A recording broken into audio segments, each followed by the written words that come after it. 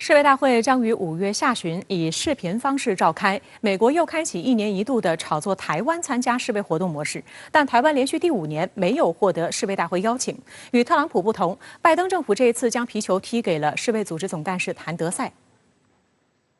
法国广播公司报道称，世卫大会的网络报名在日内瓦当地时间周一下午截止。世卫组织仍未向台湾发出世卫大会的邀请函，这是自2017年以来连续第5年台湾未受到邀请。我想第一个，我们是绝对不可能受邀请参加的，因为没有9·2共识作为前提的话，大陆就绝对不会松口。第二个呢，这个世卫组织不是美国可以指挥的，美国可以指挥的话，川普就不会退出世卫组织。世卫组织任何的决议，它是要大会194个会员国投票赞成的。那请问你，美国加上它的欧洲这些盟国，加上就算是亚洲的日本啊这些，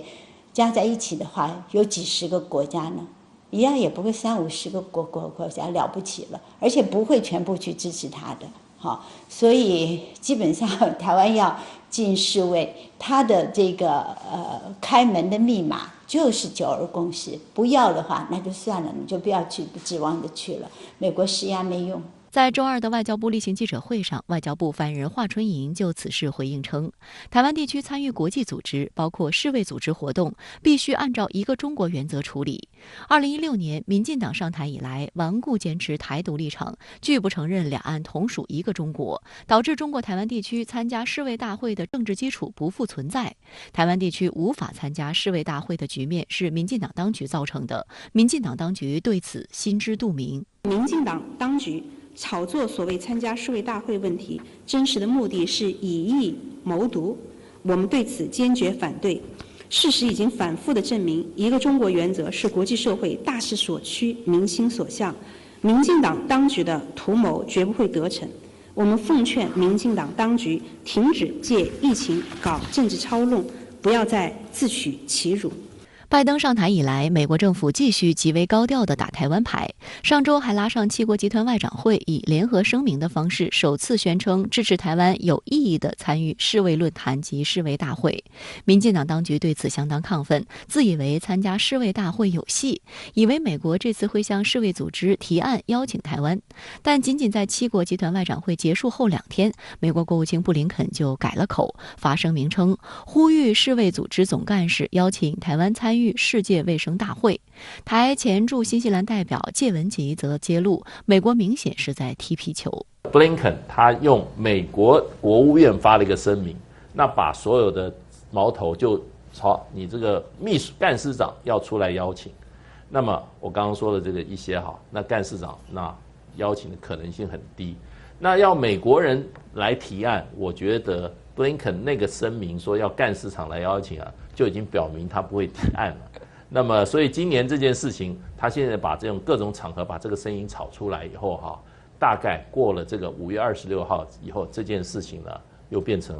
又要归档一阵子了，又没有声音了。事实上，根据世界卫生组织组织法，台湾地区参与世卫活动必须按照联合国大会第2758号决议和世界卫生大会第251号决议确认的根本原则，也就是一个中国原则。另一方面，去年蔡政府发动网络水军，跟随特朗普对世卫组织总干事长谭德赛进行带有种族歧视的人身攻击，长达至少3个月。因此，于公于私，世卫组织总干事谭德赛都不可能邀请台湾参与世卫组织的活动。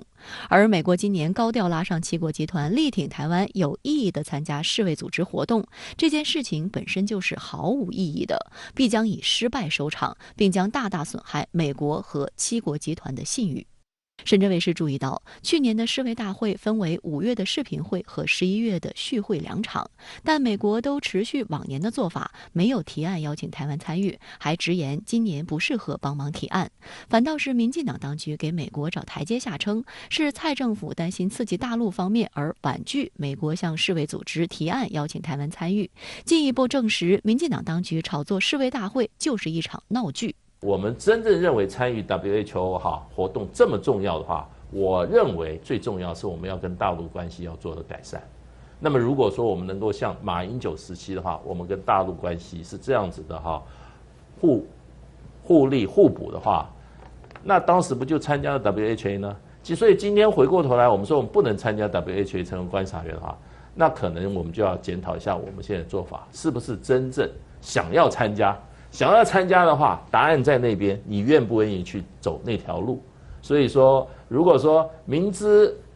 这条路可以走，你不走的话，那你去参加这个 WHA， 人家就说那你是玩假的。民进党明明没有诚意要参与世卫组织活动，但仍在作秀。台外事部门副负责人田中光周一表示，世卫大会的开幕日是5月24号，因此到23号晚上还来得及，将奋战到最后一刻。台当局卫生福利部门还声称，假如没有收到世卫组织的邀请，将向世卫组织递交所谓抗议信。分析指出，美国以前所未有的高声量鼓动台湾参加世卫大会，实际上是在拱蔡英文当局继续不承认9·2共识，因为一旦蔡政府回到9·2共识的正轨，美国打台湾牌的空间将大大缩小。此外，台湾军方近期也在搞小动作，妄图以武拒统。台湾防务部门负责人邱国正近期下达军令，自2022年1月1号起，台陆军各军团名称将正式废止，将陆军澎湖花东指挥部第6、8、10军团改称为第1至5作战区。邱国正表示，每个作战区都包含有3军，各区指挥官将统筹3军兵力，改革是朝联合作战的重点方向推进。台湾防务安全研究院战略与资源研究所所长苏子云称，台军改革的主要原因是解放军075型2栖攻击舰服役和直20直升机批量生产，使解放军兵力投射能力大幅增加，因此台军只能以分散化应对，尽量拖延生存时间。有岛内媒体解读称，所谓的军制改革只是名称的改变，无法改变台军战斗力弱的事实。台湾没有战略纵深，无论采取何种军制都无助于提高台军的生存能力。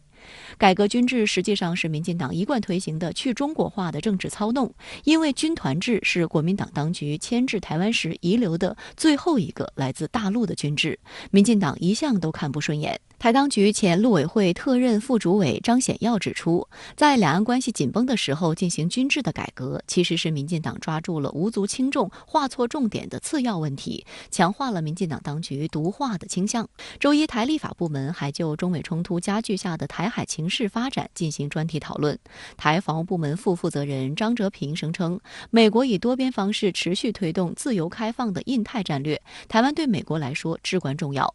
针对英国经济学人杂志近期称台湾是地球最危险地区，张哲平则声称，台军将持续秉持不引发争端、不升高冲突的原则，妥善应处，并加强台湾人的防卫意志，将联合友盟嚇阻大陆军事冒进。我觉得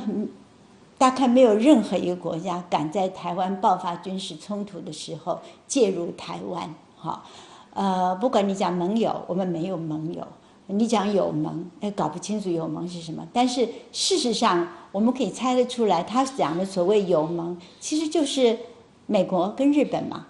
但是美国，你没有听见川普讲吗？台湾跟大陆之间的距离不过100英里左右，那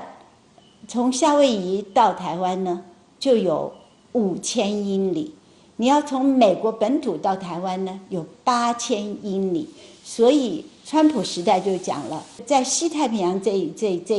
一部分地区的话，美国要跟这个中国要是真的发生军事冲突，美国一点便宜都占不到。至于日本早就缩到他的乌龟壳里头去了，他绝对不会出头的。